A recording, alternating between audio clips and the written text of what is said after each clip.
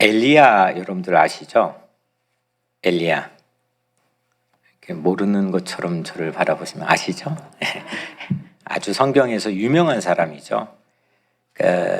엘리야는 특별한 사람입니다. 스페셜합니다. 여러모로 이유가 있는데 먼저 이름부터가 엘리 하면 여러분들 기억나는 거 있죠? 엘리 라마 사박다니. 히브리어로 나의 하나님이라는 뜻입니다. 엘이 나오면 무조건 하나님입니다. 그 다음에 야가 우리 한국말로 야 이게 아니라 야는 야훼인데 히브리어에서 야가 나오면 무조건 이것 하나님의 이름입니다. 그러니까 엘보다는 더 엘은 그냥 God인데 야는 하나님의 고유한 이름이죠. 그러니까 한 이름 안에 하나님 이름이 두 개나 있습니다. 아주 태어날 때부터 그러니까 특별한 사람인 거죠. 특별히 여러분들 엘리야 하면 가장 먼저 떠오르는 게 갈멜산이잖아요. 당시 아합 왕의 필두로 역할을 했던 850명 이 정부의 특급 요원들입니다. 어릴 때부터 키운 그런 특별 정부 요원들인데 850명의 바알의 선지자들과 갈멜산에서 결투를 하죠. 근데 여기에서 혼자 맞섭니다. 850대 1. 근데 누가 이겼죠? 엘리야가 이겼습니다. 가장 스페셜한 거는 뭐냐면 성경에 예수님을 빼고 죽음을 보지 않고 승천한 하늘로 올림을 받은 사람이 두 사람이 나오는데 그 사람이 에녹과 엘리야 이 두 사람 중에 한 사람입니다. 그러니까 태어날 때부터 마지막 삶의 순간까지 아주 특별한 사람입니다. 또 한 가지 생각나는 거는 이 사람이 지금으로 치면은 공립신학교 그러니까 공적인 신학교를 처음 성경 안에서 세운 사람, 지금으로 말하면 신학교 교장 선생님입니다. 제자군들이 상당히 많이 집단적으로 따라다녔던 그런 고고학적인 흔적도 있고요. 성경 안에서도 소개가 되고 있죠. 그 중에 한 사람이 엘리사죠. 근데 여하튼 이렇게 그 삶 자체가 우리랑 좀 다르다, 특별한 사람이다. 그런 사람이 엘리야인데 이 사람은 오늘 첫 문장, 본문의 첫 문장에 엘리야는 우리와 성정이 같은 사람이로되, 그러니까 like us, 우리처럼 똑같은 보통 사람이라는 걸로 오늘 본문이 포문을 엽니다. 아니 이렇게 특별한 사람인데 보통 사람이라는 겁니다. 실제로 성경 안에선 그는 그리시네가에 도망을 갔는데, 가뭄에 도망을 가는데 거기 배가 고팠습니다. 사람인 거죠. 배고팠죠. 그래서 하나님께서 보낸 까마귀가 아침 저녁으로 떡과 고기를 가져다 주죠. 배달해 주는데 고기를 먹었습니다. 그러니까 우리랑 똑같이 배고프고 또 배고프면 먹어야 되고 이런 사람이었던 거죠. 또 그는 도망친 적도 있습니다. 여러분들 도망쳐 본 적 있습니까? 저 인생에 딱 한 번 중학교 때 도망쳐 본 적이 있는데 도망친 적이 있습니다. 누구죠? 그 이세벨 왕후의 협박 편지를 받고 두려워가지고 도망을 갔습니다. 아무도 없는 네게브 사막으로 도망을 갔습니다.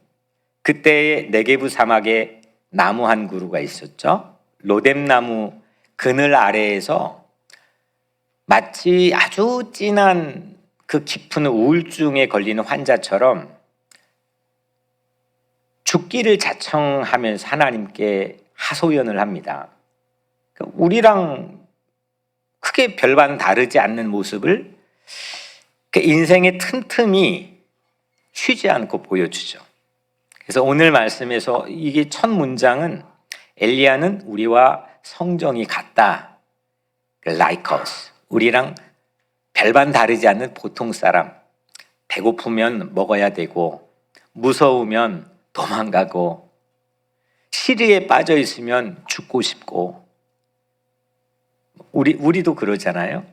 예, 그런 사람이 엘리야라고 소개하고 오늘 본문을 시작합니다. 이 문장을 보면 참 위안이 되지 않나요? 야, 그렇구나. 이게 성경에 나와 있는 한 이름 안에 하나님 이름이 두 개나 들어가고 실제 그렇게 삶을 보여줬던 엘리야가 전혀 동떨어져 있는 저 멀리 있는 사람이 아니라 우리랑 똑같은 사람이구나. 성경이 어떤 토막을 스포트라이트 해가지고 우리에게 보여줘서 야, 대단하다, 정말 위대하다 이렇게 하지만 실제적으로 그의 삶은 우리랑 별반 다르지 않는 보통 사람이라는 거죠. 그게 우리의 어떤 그 용기를 주죠. 또 위로를 주죠. 괜찮구나. 그리고 나도 해볼 수 있는 거구나. 가능성의 근거를 오늘 이 첫 문장을 통해서 우리도 찾아볼 수가 있는 거죠. 그런데 여러분, 오늘 엘리야가 한 가지의 디퍼런스, 차이를 만들어냅니다. 똑같은 사람인데 그가 투입된 곳에서 차이를 만들어내는데 오늘 그 얘기를 좀 하려고 합니다. 17절에 그가 비가 오지 않기를 간절히 기도한즉 3년 6개월 동안 땅에 비가 오지 아니하고. 그러니까 엘리야가 하나님께 비 오지 않게 해주세요 했더니 3년 6개월 동안 비 한 방울 내리지 않고 가뭄이 지속됐다는 거예요. 이게 건기와 우기가 팔레스틴 땅은 너무 뚜렷하기 때문에요. 비가 아예 3년 6개월 동안 안 오는 건 상상할 수가 없는, 사람 죽어요. 못 사는 거예요. 그랬더니 진짜 비가 안 왔습니다. 그리고 오늘 18절에 다시 기도하니 하늘이 비를 주고 땅이 열매를 맺었느니라.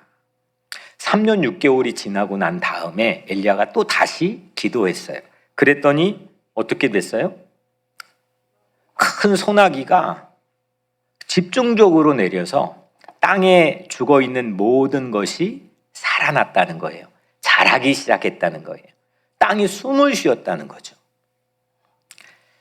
그러니까 엘리야가 투입된 곳에서 이 디퍼런스를 만들어내 버렸는데 그 결정적 요인이 뭐냐? 기도라는 거예요. 그가 간절히 기도했더니 비가 오지 않았고 그가 다시 기도했더니 비가 내렸다는 거예요. 저는 여러분들이 각자의 삶의 자리가 다양하지만 또 똑같이 팬데믹의 상황을 보내고 있는 열악한 환경에 노출돼 있지만 전 여러분들이 차이를 만들어낼 수 있었으면 좋겠습니다. 디퍼런스를 만들어내는 거죠. 여러분들이 하는 일에서도 또 여러분들이 하는 상황에서도 또 우리가 살아가고 있는 역사 속에서도 제가 하니까 저 교회가 하니까 뭔가 달라. 이런 이야기를 우리 모두가 그리스도의 이름을 통해서 듣게 되기를 주님의 이름으로 간절히 축복합니다. 흐름이 다 안 되는 쪽으로 기울고 있는데 이건 폐색이 짙는데 기울어지고 있는데 하나의 행동을 통해서 그 디퍼런스를 창출을 해낼 때 전세를 역전시켜내고 분위기를 반전시킬 수 있을 때 그런 역할로 우린 크리스찬은 살아가야 될 줄로 믿습니다. 그 힘을 가져야 되죠. 우리를 떨어뜨리면 맛이 생겨요. 왜냐하면 우리는 소금이니까. 우리를 세워놓으면 빛이 비쳐요. 왜냐하면 아무리 칠흑 같은 어둠도 우리를 빛이 되라라고 하지 않고 우리를 그냥 빛이라고 했으니까. 그래서 이 우리는 하나님의 자녀로 살아간 우리들은 그냥 DNA 자체가 디퍼런스를 만들어낼 수 있는 사람들인 거죠. 근데 그 차이를 어떻게 만드느냐? 오늘 엘리야는 기도로 그 차이를 만들었다는 겁니다. 어떻게 기도를 했느냐? 먼저 첫 번째 기도는 earnestly, 간절히 기도했다는 거예요. 두 번째 기도는 어떻게 했느냐? again, 다시 기도했다는 겁니다. 그랬더니 차이가 만들어졌습니다. 특별하지 않을지라도, 우리가 보통 사람일지라도, 그래서 왜 이렇게 매일같이 일상이 반복되는 거야? 라고 그 일상에 파묻혀서 우리 특별함이 아예 실종되어 버린 것 같은 낙심이 우리 안에 밀려올지라도 우리가 간절히 기도하고 다시 기도할 수 있는 힘을 우리가 갖게 된다면 우리 삶에서는 언제나, 여러분들의 손끝으로 하는 모든 일에서는 언제나 차이가 만들어낼 줄로 믿습니다.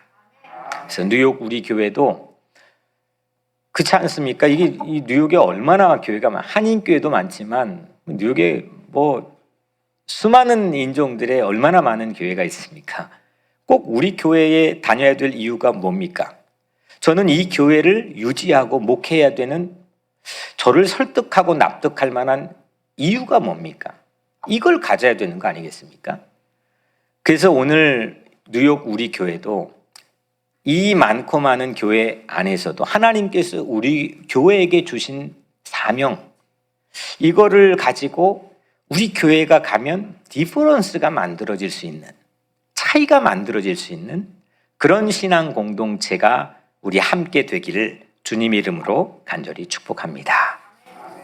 먼저 첫 번째 엘리야가 기도를 드립니다. 첫 번째 기도는 뭐죠? 비가 오지 않게 해달라고 기도를 어떻게 했어요? 간절히 했습니다.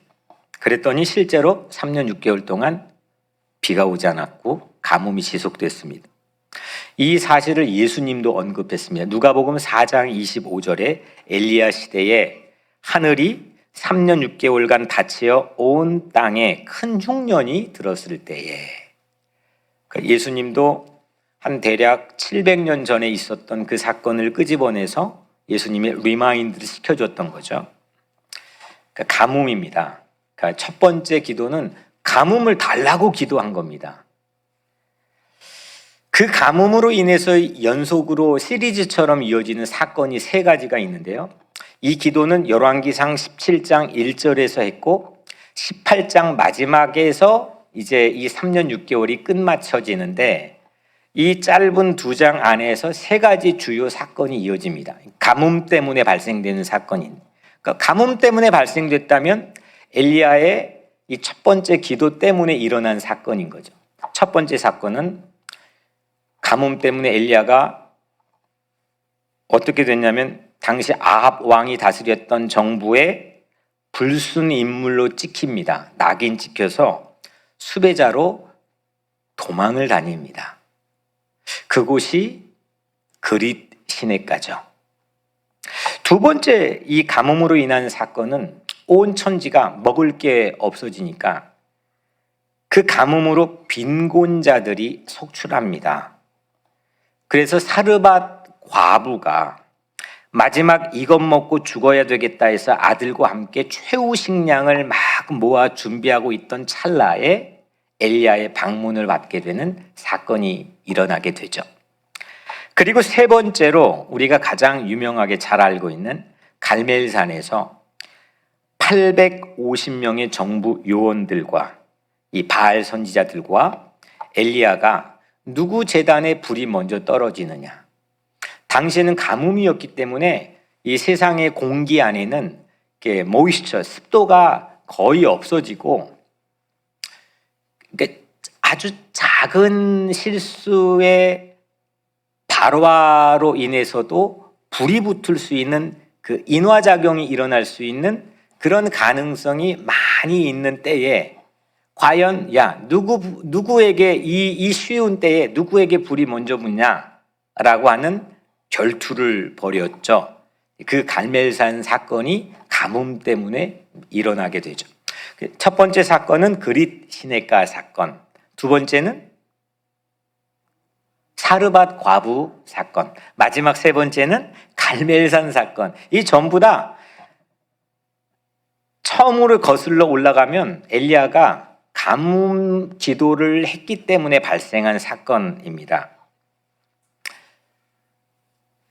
근데 이 3년 가뭄으로 인해 일어난 소개해드린 이 사건은 어떤 역할을 해요. 무슨 역할을 했느냐?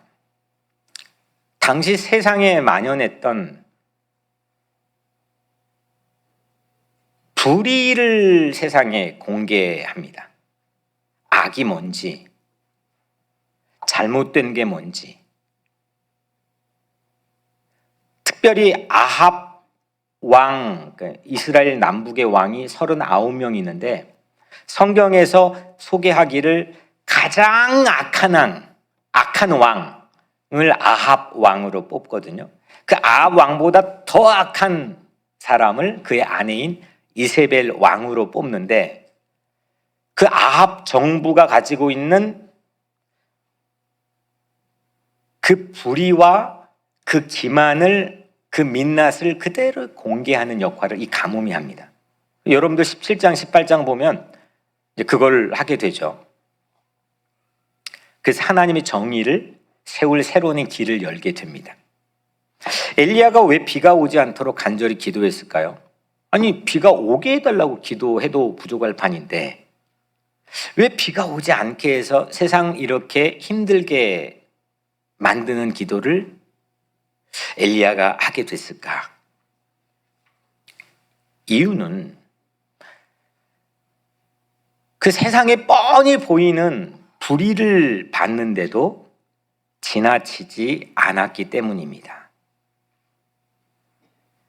당시 아합 왕과 왕후 이세벨은 이스라엘 역사상 최악의 정부였고 특히 그 이세벨은 수입품이잖아요. 정략 결혼을 한 건데 두로와 시돈 땅에 있던 이세벨을 외교적 문제로 이제 결혼을 해서 왕으로 삼았는데 올 때 아세라라고 하는 목상을 가져와서 그 아세라의 그 종교적인 신념을 야훼 종교에서 대체를 시켜버립니다.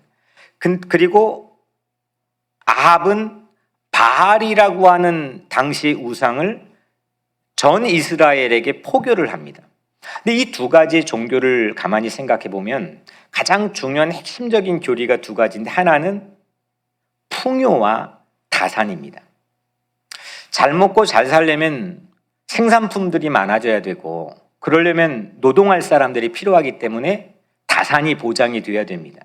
이 두 가지는 같이 따라다니면서 다산을 하려면 쾌락이 극대화돼야죠.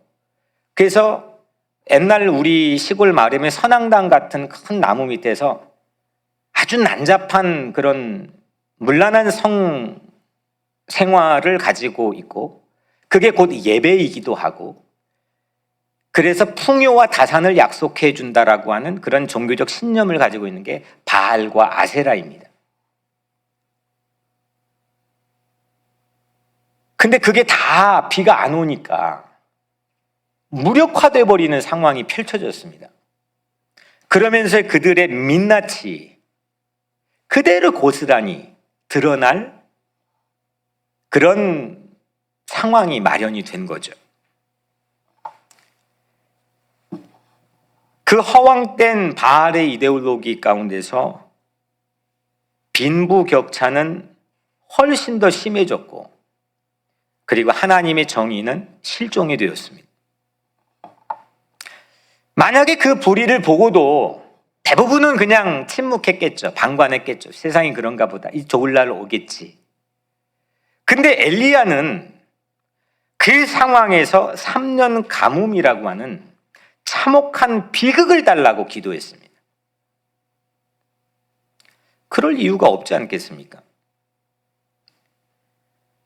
근데 엘리야는 여러분들 잘 아는 에피소드인 그 이즈라엘의 그 아름다운 평원, 제가 언젠간 갈릴리 그 이스라엘 평원을 사랑하고 싶은 연인과 같은 땅이라 그랬잖아요. 거기를 달려보면. 근데 거기에 나봇의 포도원이 있는데 그 너무 매력적인 포도원인 거예요. 그거를 아합 왕이 보고 탐을 내고 강탈을 하고 뺏어버리죠. 나쁜 녀석인 거죠. 힘없는 백성들을 권력을 가지고 유린한 거죠. 근데 그거를 엘리야가 보고 뭐 세상이 그런 거지 하고 지나칠 수도 있는 건데 그거를 두고 지나치지 않았습니다. 그래서 기도했습니다. 목숨을 걸고라도 이 폭주를 막으려고 했던 게 엘리야의 기도입니다. 간절히 기도했습니다.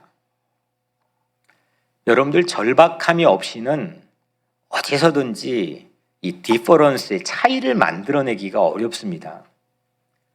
진짜 내일처럼 이거 아니면 안 되겠다는 절박함이 있을 때, 나를 설득하는 분명한 명분과 동기부여가 있을 때 그 사람에게 다 심겨놓으신 그 차이를 만들어낼 수 있는 유전자가 발현이 되는 거죠. 근데 이 세상은 자꾸 우리를 움츠려들게 만듭니다. 나는 안 되나? 나는 안 되는 사람이야. 난 형편없는 사람이야. 그래서 우리 안에 있는 이 하나님께서 만들어주신 자녀니까 그냥 들어가면 차이가 생겨버리는 거거든요. 소금이니까 그냥 들어가면 맛이 생겨버리는 건데, 빛이니까 비추면 그냥 어두우면 물러가게 돼 있는 건데,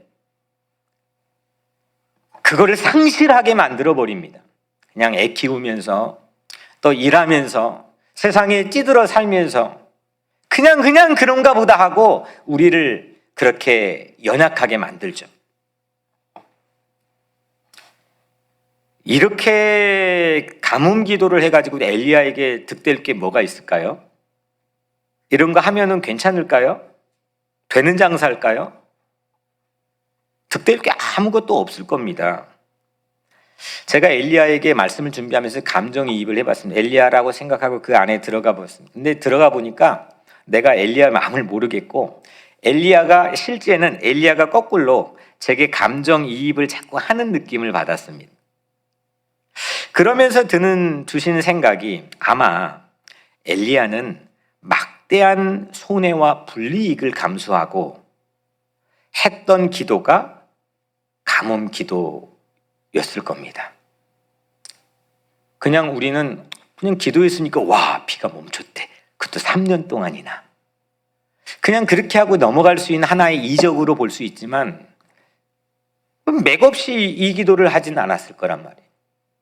이 기도를 해서 무언가 자기에게 특별한 이득이 있는 상황도 아니고 손해나 불이익을 감수하고 기도해야 되는 거고, 그 기도를 한 다음에 초래되는 3년 동안의 가뭄으로 인해서 3가지의 사건을 보면 그건 완전히 코너로 그렇기로 계속해서 엘리야는 몰리는 상황입니다.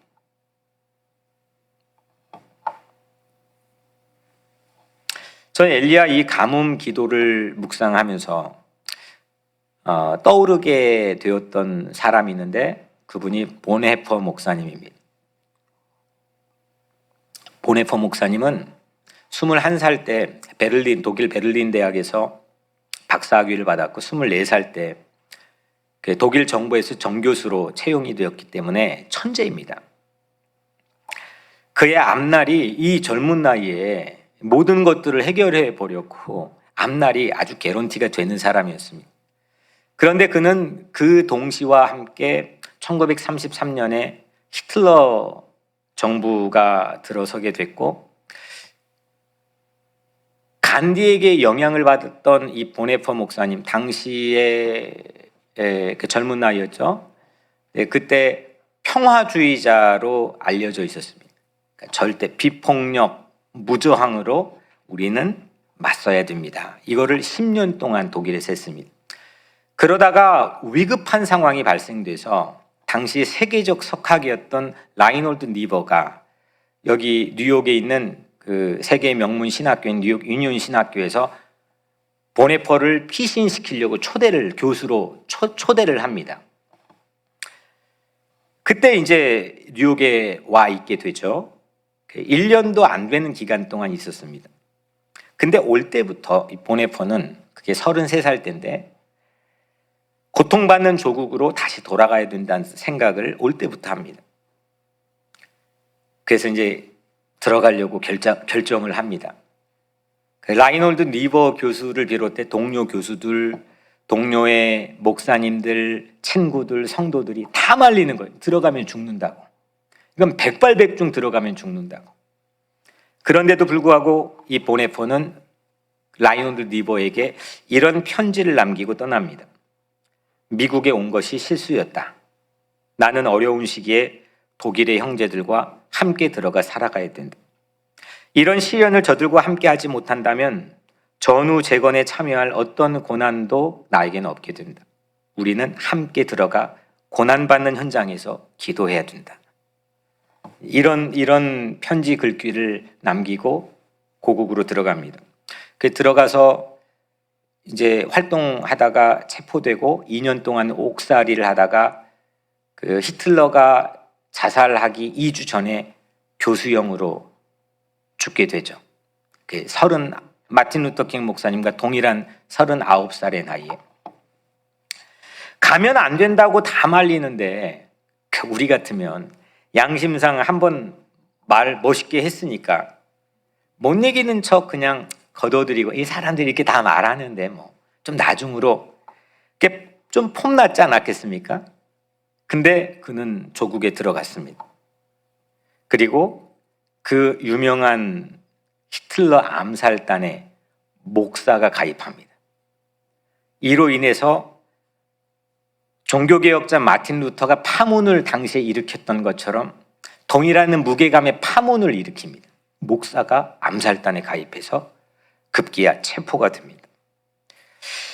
그때 암살단에 가입한 그 얼마 안 있다가 유명한 말을 남기죠. 제 신학교 아마 2학년 때 수업 시간에 들었던 읽었던 내용인데 이런 겁니다. 사람이 꽉 찬 그 인도에 자동차를 모는 미치광이에게 그 운전에 희생당한 사람을 돌보는 것도 나에겐 소중한 일이지만 모든 힘을 다해 그 운전 자체를 멈추게 하는 건 나에게 더욱더 중요한 일입니다. 유명한 말이죠. 그러니까 세상에서 이쪽 저쪽 치여가지고 희생당하고 억눌리고 상처받고 외롭고 이런 사람들을 이머전시로 치료하고 돌보고 목양하는 것도 나에겐 물론 중요한 일이지만 더 중요한 일은 이런 일이 발생되기엔 근원적 원인인 미치광이 운전자의 운전을 멈추게 하는 겁니다. 그래서 들어갑니다. 그 영감을 예수님의 십자가의 골고다 길에서 받게 되죠.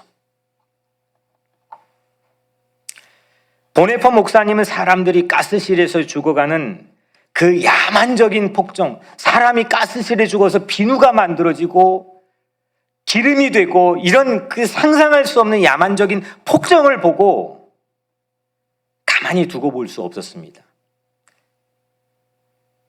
그래서 그의 암살단 가입은 엘리야의 이 간절한 가뭄 기도한 것과 비견되는 것이라고 생각합니다. 대부분 우리는 가뭄 기도를 하지는 않습니다. 단비 기도하죠. 단비를 주라고 기도하지 가뭄을 달라고 기도하는 사람을 그렇게 많이 만나보지는 못했습니다. 불이 앞에서 침묵하던지 아니면 약간 고개를 45도로 돌려 있던지 불편하면 방관하던지 대개가 이 시간을 자기개발 타이밍으로 삼습니다. 세상 어수선하니까 나를 개발할 수 있는 미래를 위해 준비할 수 있는 그런 자기개발의 타이밍으로 삼기에 최적화된 그런 시간입니다. 얼렁뚱땅 얼버무릴 그런 시간입니다. 보통의 다수의 대중들은 그렇습니다. 그런데 하나님의 사람은 이때 차이를 만들어야 합니다. 디퍼런스를 만들어야 됩니다. 아무도 안 하니까 하는 겁니다. 다 해서 하는 거는 차이가 만들어지지 않습니다. 유행이니까 하는 거는 차이가 절대로 만들어지지 않습니다. 모두가 겁내서 뒷걸음질 치니까 반보 아니면 한 걸음 앞으로 내딛는 겁니다. 엘리야도 보통 사람이었는데 어찌 두렵지 않겠습니까? 그는 성경 안에 실제 겁난 모습들을 우리에게 보여줍니다. 그리고 저라고 어찌 무서울 데가 없겠습니까? 저라고 어찌 뻔한 손해가 머릿속에 아른거리지 않겠습니까? 우리는 다 똑같은 성정이 같은 사람입니다. 겁날 때 두려워할 줄 알고 뒷걸음질 치고 싶은 그런 마음이 있고 손해볼 상황에서 약간은 움츠러들고 위축될 수 있는 그런 똑같은 성정이 같은 사람입니다. 엘리야도 보네포도 저도 여러분들도. 그런데 우리는 차이를 반드시 만들어내는 그 굳은 마음은 잃어버리면 안 됩니다. 이유는 우리는 하나님의 자녀이기 때문입니다. 불의를 보는 주님의 마음, 이 불의를 보고 주님께서 예루살렘의 성을 바라보고 도시를 바라보며 그 눈물을 흘리셨던 주님의 마음으로 그렇게 기도할 때 차이가 만들어지는 거죠. 이때 이 엘리야의 기도를 그 하늘은 어떻게 반응합니까? 하늘조차도 같은 마음이야. 야, 나도 너 엘리야랑 똑같은 마음이야. 라고 하면서 문을 닫아버리고 3년 동안 비를 하나도 내리지 않잖아요. 온 생명의 성장이 멈춰버리잖아요. 지나온 우리의 삶의 세월이 그럴 수도 있습니다. 하나님의 엄한 경고죠. 이거는 세상의 사회학자들이 분석할 때는 사회적으로 일어날 수 있는 어떤 빈곤층이 몇 퍼센트가 되고 청년 실업률이 몇 퍼센트가 되고 그러면은 사회적으로 이런 일들이 발생할 수 있고 또 우발적이 보이지만 이런 전쟁들은 이런저런 이유 때문에 발생할 수 있다고 한 여러 가지 분석들이 있지만 우린 영적으로 성경을 통해서 그 상황을 보면은 하나님의 엄중한 경고일 수 있습니다. 오늘 성경에 나와 있는 3년 가뭄이 우리에게는 코로나 팬데믹 상황일 수도 있는 거죠. 우리는 그동안 불의를 방관했었고 외면할 때도 있었을 겁니다. 우리는 간절히 하나님의 공의와 정의를 위해서 기도해야 됩니다.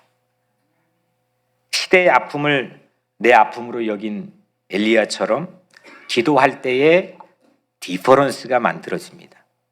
남들이 다 하려고 하는 거는 뭐죠? 무슨 새가 뭐 쫓아가다가 가랑이가 찢어진다고 하죠? 생각이 안 나네. 뱁새가 황새를 쫓아갈 때 찢어집니다. 전부 세상 사람들이 그런 경우입니다. 뭔가 이게 남들이 하는 것들을 쫓아갑니다. 남들이 잘 되는 거를 보고 모방하려고 합니다. 그러다가 인생 전부 다 시간, 에너지가 다 낭비하게 되죠. 애시당초 첫 출발선부터 나는 디퍼런스를 만들겠다, 나는 만들 수밖에 없다라고 생각을 갖는 사람들은 소수입니다.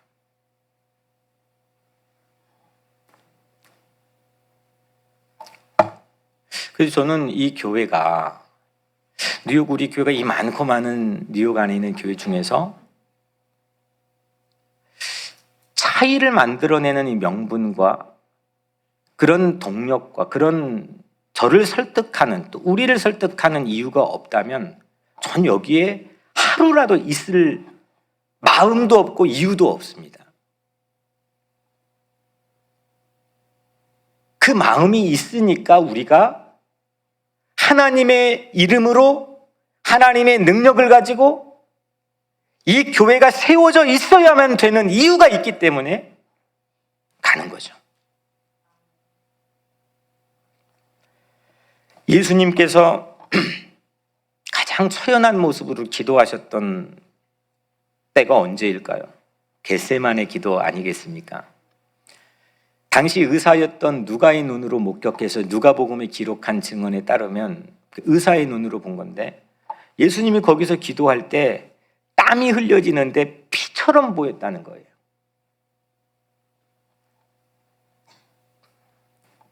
그때는 땀이 흐를 때가 아닙니다. 제가 언제 말씀드렸지만 그 4월, 3월 이스라엘 땅의 언저리에 일부러 겟세마네까지 걸어가려고, 호텔 숙소에 걸어가려고 갔다가, 목사님들하고 갔다가 몇 블록 갔다가 돌아왔다니까. 너무 추워가지고. 저 추위 잘 견디는 사람인데도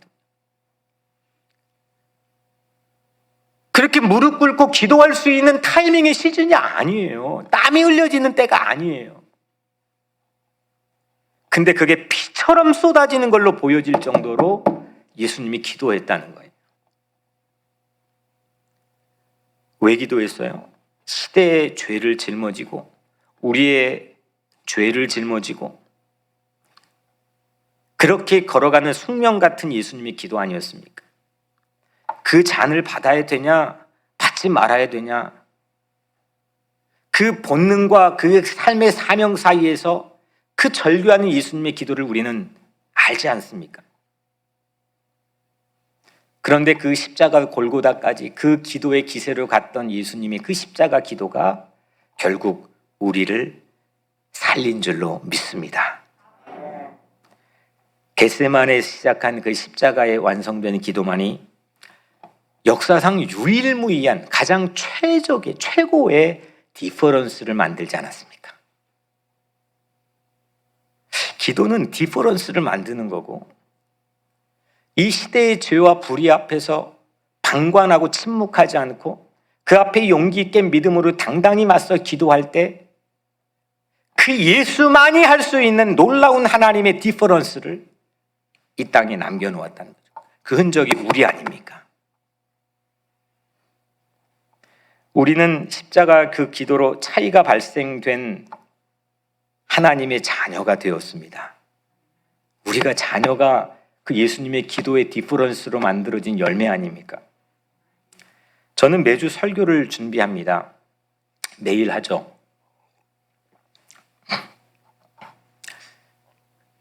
근데 설교를 준비하면서 제 마음속에 있는 가장 큰 거는 디퍼런스를 만드는 겁니다. 다른 특별한 얘기를 발견해가지고 하는 게 아니고, 매번 수십 년 설교를 들었던 회중인 여러분들에게 디퍼런스하게 이 메시지가 들려질 수 있도록 그걸로 씨름을 하는 겁니다. 그리고 내 성도들이 세상에 나가 그 차이를 창출하고 우리 교회가 차이를 내는 그런 교회가 되고 싶은 그런 열망이 매우 가득한 사람입니다. 이제 우리가 세상에 나가서 기도가 되고, 우리가 그 기도 편지가 되고, 그래서 그 기도를 통해 차이가 발생되는, 차이가 만들어지는 그런 삶이 오늘 여러분들에게 있게 되기를 주님의 이름으로 간절히 축원합니다.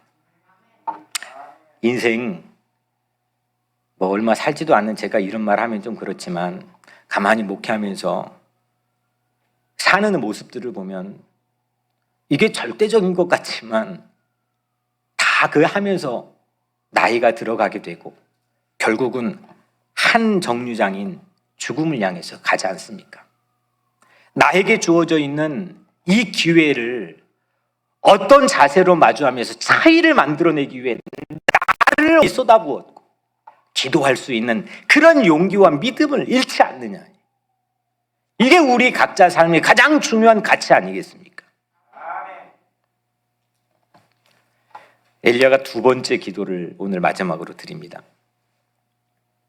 다시 기도하니 18절, 우리 작년부터 시작된 올해는 다시 시즌 2가 비전이죠. 다시 again he prayed. 전 여기서 정말 살 떨리게 멋져 보였습니다. 엘리야가 엘리야가 이 3년 반이 지나고 세상이 가뭄으로 가득 찬 그 땅 안에서 다시 어게인 기도했습니다. 포기하지 않고 기도했습니다.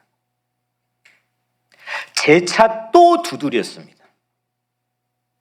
열왕기상 18장 42절 그가 그 다시 기도한 모습을 보여주는데 엘리야가 갈멜산 꼭대기로 올라가서 땅에 꿇어 엎드려 그의 얼굴을 무릎 사이에 넣고 엘리야가 다시 기도했습니다. 여러분들 갈멜산 그때 다녀오신 분은 아시겠지만 갈멜산은 우리나라 지도의 포항의 토끼꼬리처럼 이스라엘 토끼꼬리처럼 지중해 바다를 향해 나온 곳이에요. 거기에 바로 그 갈멜산 그렇게 큰 높은 산은 아닌데 거기 올라가면 저 멀리 지중해 바다가 아른거리며 보입니다. 근데 그 다시 기도를 한 엘리야가 자기 종인 사환에게 부탁을 하죠. 갈멜산에 저쪽에 가서 지중해 바다를 보고 와라. 한 번, 두 번, 세 번, 6번까지도 아무것도 안 보입니다. 근데 7번째에 손만한 작은 구름이 보인다는 리포트를 그 종이 해주죠. 그리고 그 작은 구름이 큰 소나기를 내리게 되고 모든 것들이 자라나게 되죠. 그게 열왕기상 18장 42절 이하의 하반부에 나와 있는 말씀입니다. 땅이 숨을 쉽니다. 3년 6개월 만에. 오늘 18절 말씀에 다시 기도하니 하늘이 비를 주고 땅이 열매를 맺었느니라. 아멘. 다시 기도했더니 엘리야가 또 디퍼런스를 만들어냈습니다. 이때 엘리야는 왜 기도했을까요? 그는 지난 3년 가뭄의 현장에서 목격했습니다. 그 현장을 다니면서 목격했습니다. 알았습니다. 그때 만났던 사르밧 과부를 어찌 잊을 수 있겠습니까? 사르밧 과부가 살았던 사르밧이라는 마을은 그 이세벨의 고향인 시돈의 그러니까 자기 왕후가 살았던 고향이니까 얼마나 번성했겠습니까? 아무리 다 망해도 거기가 지켜지는 철옹성과 같은 그 도시에 변두리에 있는 사르밧에서 남편 없이 과부로 아들 하나 데리고 바로 지척에는 번영하는 땅인데 거기에서 굶어 죽기 일보 직전인 빈곤층을 엘리야가 어찌 잊을 수 있겠습니까? 그 현장을 보고 어찌 기도하지 않을 수 있겠습니까? 이 다시 기도는 하늘이 닫았던 그 창문을 열어 비를 내려 이 땅을 숨쉬게 하고 다시 생명의 양식이 자라게 하는 긍휼의 마음으로 드리는 기도입니다. 연민과 사랑으로 드리는 기도입니다. 생명을 향한 존중으로 드리는 기도입니다. 지난주에 미뤄뒀던 한 1년 가까이 미뤄뒀던 칼럼 하나를 썼습니다. 그 칼럼 내용에 제가 기고했던 글인데 이 시대의 마틴 루터 킹 목사로 불려지는, 그래서 대통령 취임식 때마다 어떤 당이든 그가 축도를 할 때도 있고 또 기도회를 인도할 때도 있고, 이번에는 그 다음날 아침에 그 기도회 설교를 맡은 윌리엄 바버 목사님이 있습니다. 마틴 루터 킹 목사님의 환생이다, 이 시대의 마틴 루터 킹이다, 이렇게 얘기를 하죠. 그 목사님이 그 설교에서 제가 설교 계속 들었는데 그 설교에서 한 얘기는 아니고 이런 얘기를 했습니다. 미국의 1868년과 1900 아닙니다. 1868년과 1896년 사이 미국의 첫 번째 재건이 있었다. 그 이후로 1954년부터 1968년까지 두 번째 미국은 재건을 했다. 이제 미국이 세 번째 재건이 필요한 때다. 지금 어려움은 그 탄생을 위한 고통이다. 이 글을 읽고 감동을 받았습니다. 그리고 저는 이 글이 암시하는 바가 미국의 첫 번째 재건은 그 링컨 대통령 시대의 흑인 노예 해방이었겠죠. 두 번째 재건은 마틴 루터 킹 목사님을 비롯한 흑인 민권 운동들이 일으켰던 이민자 문호 개방이겠고, 그러면 우리가 직면한 세 번째 재건이 바로 서류 미비자들의 해방이며, 그게 목적이 아니라 그를 넘어선 함께 더불어 살아가는 새로운 인류의 탄생으로 저는 이 글을 썼습니다. 새로운 인류의 탄생이라는 제목입니다. 성경의 꿈은, 성경의 비전은 언제나 초지일관 새로운 인류의 탄생입니다. 왜냐하면 거듭난 시민들이 세우는 하나님 나라의 꿈을 끊임없이 이 성경은 우리에게 말하고 도전하고 있기 때문입니다. 이걸 잃어버리면 우리는 성경의 숨결을 잃어버린 겁니다. 다시 리본하는 그 시민에 대한, 그런 공동체에 대한, 그런 인류에 대한, 그런 하나님의 나라에 대한 꿈을 잃어버리면 우리는 그리스도의 제자가 될 수가 없습니다.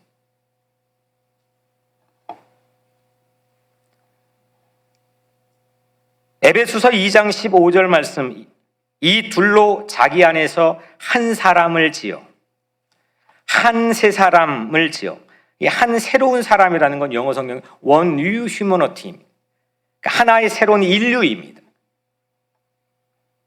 이 말씀 안에 새로운 인류의 탄생이라고 하는 영감을 받게 되었는데, 당시 예수 그리스도 안에서 불법으로 불려졌던 이방인들, 합법을 자처했던 유대인들이 더불어 새로운 인류를 창조하는 것이 당시 교회가 세상에 내걸었던 비전이고 꿈입니다. 아파하는 이웃들을 보며 우리는 다시 긍휼의 기도를 드려야 됩니다. 2021년도는 매우 중요한 원년이 되리라 저는 생각합니다. 아까 말씀드렸던 두 번째 미국의 재건이었던 1965년도, 그때는 이민법이 통과되었습니다. 그 이민법 이전 1965년 이전에는 아시안들의 인구 분포가 0.5%였습니다. 그것도 그냥 뭐 다 혼혈이든 뭐든 다 섞어가지고, 그 중에서 한국 이민자들의 분포는 아마 0.000 뭐 되겠죠. 근데 지금 아시안들의 인구 분포는 6%입니다. 어떻게 되느냐? 1965년도 이 이민법, 아시안 쿼터제, 차별 쿼터제를 폐지한 이후부터 되었습니다. 우리는 무임승차한 겁니다. 손 안 대고 코 푼 겁니다. 아무것도 안 했는데 흑인들이 200년 동안 매 맞고 죽고 끊임없이 그래가지고 얻어낸 결과물로 지금 여기에 다 이민자 와 있는 겁니다. 그 이민법 없었으면 오늘날 뭐 동포사회, H마트 이건 고사하고 오늘 내가 여기에 있을지가 의문이 아니라 불가능한 상황이죠. 그 1965년에 디퍼런스를 역사상 만들어냈던 마틴 루터 킹 목사님을 향한 위시한 그 드림, 하나님 나라를 향한 드림, 흑인과 노예가 함께 더불어 살아가는, 흑인과 백인이 더불어 살아가는 그 드림, 그 기도가 디퍼런스를 만들었다면 이제 2021년도는 전 하나님께서 이 어려운 때에 새로운 탄생을 이 미국에 주시리라고 믿습니다. 그걸 위해 기도하는, 디퍼런스를 창출하는 그런 교회가 되자는 거죠. 나중에 하나님 앞에 가서 조 목사 보고 너 뭐 했어? 너 몇 명 되는 교회 목회했어? 너 좌석이 어느 정도 되는 교회 목회했어? 그거 물을까요? 그거 물으시면 그거 하나님 믿는 거 조금 다시 생각해 볼 것 같아요. 외모를 보지 않고 중심을 보시는 하나님인데, 우리는 죄다 이 세상에 있는 심지어는 교회까지도 그 외형적이고 외모적인 거에 마음을 빼앗기고 있고, 그래서 세상에 나가 차이를 만들어 버리는 능력을 전부 다 상실하고 있습니다. 우리를 빛이라 했고 목숨을 걸고 십자가에 올라가서 우리를 소금으로 삼아 주셨는데,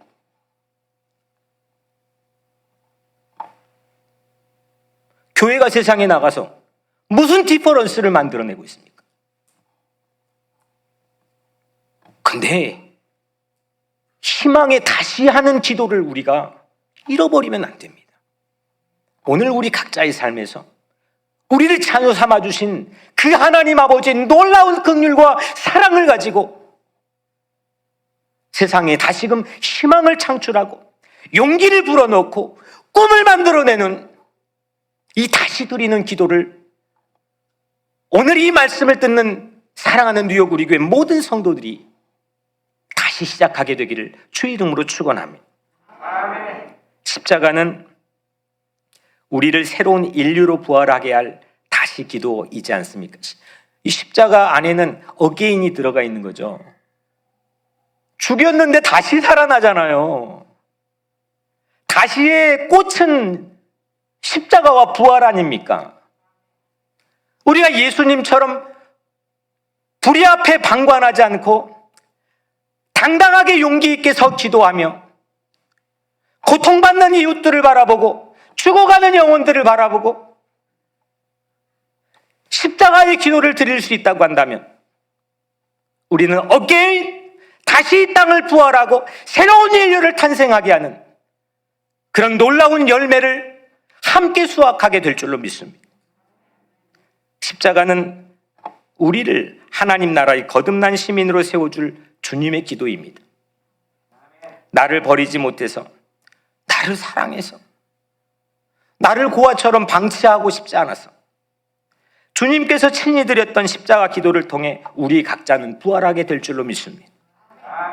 미국을 다시 부활하게 하는 것, 그 기도는 다시 열매를 맺게 되는 디퍼런스를 창출하게 될 줄로 믿습니다.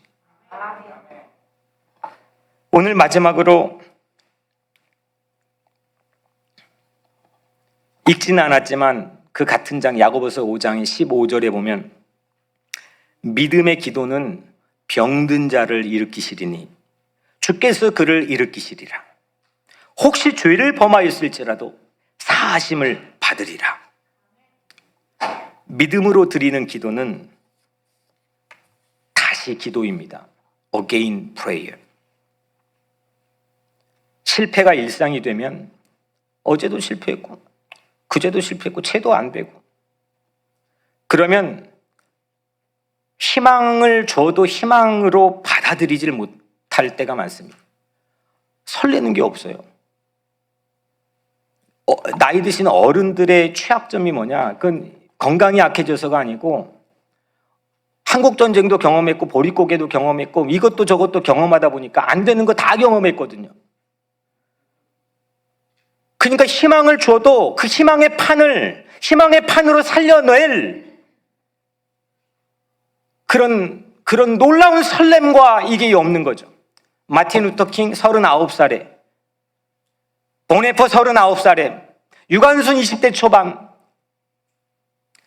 역사를 움직였던 사람들이 물리적인 신체적인 나이가 젊었다고 하는 건 예사롭게 볼 일이 아닙니다. 하지만 우리는 그거는 그냥 세상적인 나이인 거고, 우리 신앙 안에서는 나이가 없는 거 아닙니까? 다 그냥 하나님의 아들, 딸, 우리 다 형님, 동생들 아닙니까? 우리는 영원한 세계를 바라보고 살아간다면 우리가 신체적인 나이가 많이 들어갈지라도 어제 실패했어?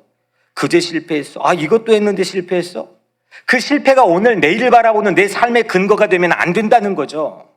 희망의 판을 깔아놓으면 그 희망을 가슴 설레며 가슴으로 받아들일 수 있는 그런 하나님의 자녀가 되어야 된다는 거죠.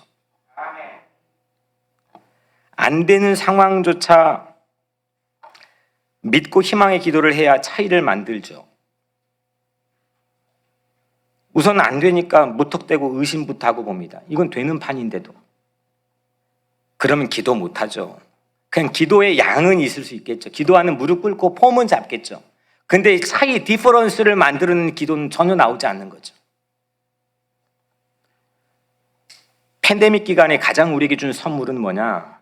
그동안 폼 잡고 교회에서 여러 가지 했지만 세상에 나가서 이건 딱 닫고 세상에 나가서 보니까 이게 아무것도 아니라는 걸. 세상에 우리 삶으로 정말 하나님 바라보면 믿고 의지하면서 어떤 상황에서도 우리 삶으로 드리는 기도가 이제는 절대적으로 중요한 시기를 맞이했습니다.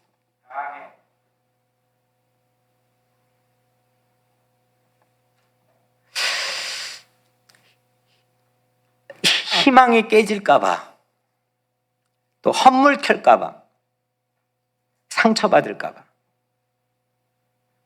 이거 희망 고문 아니야? 그럴까봐 우선 무턱대고 의심부터 하며 간절한 희망의 기도를 드리지 못하는 모습을 우리는 많이 봅니다. 그런데 다시 기도하면 두려움을 이깁니다. 새로운 인류의 탄생을 봅니다. 하나님이 계획하시는 새로운 판이 보여집니다. 거기에 희망을 거는 믿음 기도를 합니다. 제가 이 칼럼을 쓰는데 다른 때도 칼럼 쓰기도 했지만 이번에는 새벽 예배 설교를 준비를 초저녁에 하고 이게 새벽 예배 오기 전까지 날 꼬박 한숨도 안 자고 새면서 칼럼을 기도하는, 이건 내 발로 쓰는 성경과 같은 마음으로 써야 되겠다 싶어가지고 그런 마음을 주어 썼습니다. 우리에게 과연 정말 희망이 있는 건가? 정말 하나님이 주시고자 하는 삶의 명분과 동기는 과연 여러분들의 마음속에 무엇인가? 하나님에게 무조건 희망을 겁시다. 이유가 없습니다. 근거가 필요하지 않습니다. 그냥 무조건 하나님에게 희망 거는 기도, 그 기도로만 디퍼런스를 만들 수 있습니다. 불의한 현실 앞에서도 피골이 상접한 이웃들이 있는 극렬한 상황 앞에서도 믿음의 기도를 다시 시작해야 될 때입니다. 가만히 전문가들을 보니까 각 그 분야의 전문가들을 가만히 봐요. 말은 안 하지만 말하면 또 관계 깨지니까. 이 전문가들이 대개 그동안 실패에 대한 분석을 잘하는 사람이에요.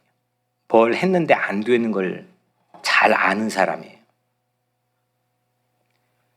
그런데 성경의 전문가는요, 미래의 희망을 끄집어다가 손바닥에 놓고 오늘을 살아가는 사람들, 그 디퍼런스를 만들 수 있는 사람들이 성경에 나와 있는 사람들, 전문가들이.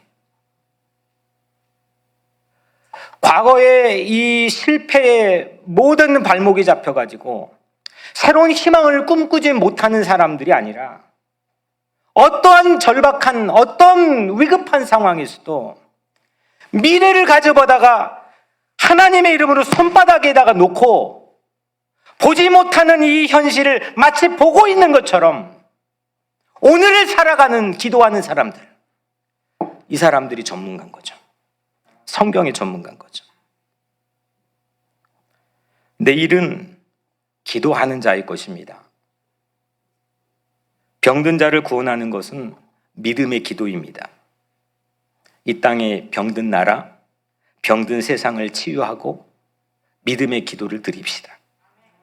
그때 차이가 만들어집니다. 뉴욕 우리 교회 이민자 보호교회 했다고 그런 차이 정도가 아닙니다. 전 빨리 이민자 보호교회가 없어지는 세상이 왔으면 좋겠습니다. 이거 골치 아파요. 이거 두 개 같이 하려니까.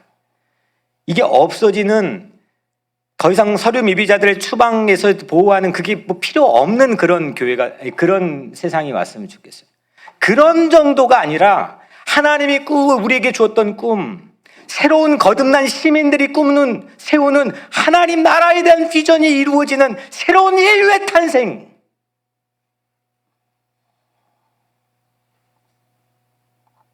그 꿈을 향해서 가자는 거죠. 예레미야 33장 3절, 너는 내게 부르짖으라. 내가 내게 응답하겠고 네가 알지 못하는 크고 은밀한 일을 내게 보이리라. 아멘. 다시 기도할 때 우리가 알지 못하는 내일을 보게 되는 거죠.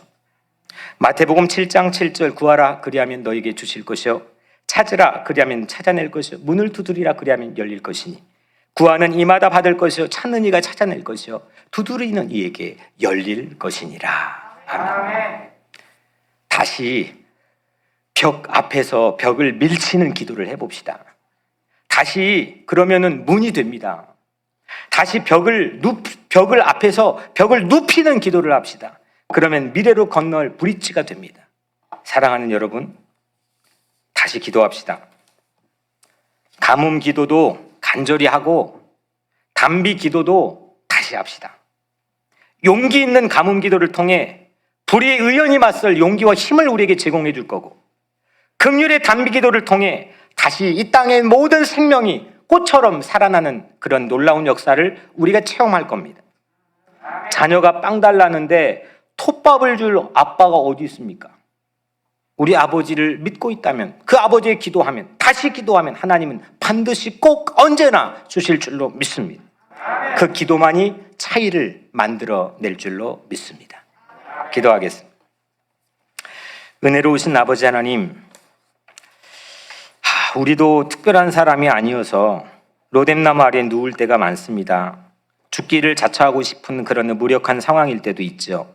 하지만 하나님, 우리가 세상에 나가서 하나님의 자녀로 차이를 만들어내는 그런 유전인자가 있음을 오늘 이 시간 우리가 함께 나누었습니다. 주님, 오늘 내 마음에 이 설교를 들은 내 하트에 차이가 만들어지게 하여 주옵소서. 그 차이를 가지고 세상에 나가 우리가 걸어가는 행보와 궤정마다 새로운 하나님의 나라의 차이가 만들어지게 하여 주옵소서. 주님, 우리의 욕망과 내 이름을 빛내고자 하는 마음 때문에 살지 않게 하시고, 그것 때문에 우리 교회를 사랑하지 않게 하시고, 이 땅에 하나님 나라를 세운 새로운 인류의 탄생을 위해서 하나님, 우리가 차이를 소망하고 차이를 염원하며 차이를 위해 기도하게 하여 주옵소서. 예수 그리스도의 이름으로 간절히 기도드리옵나이다. 아멘.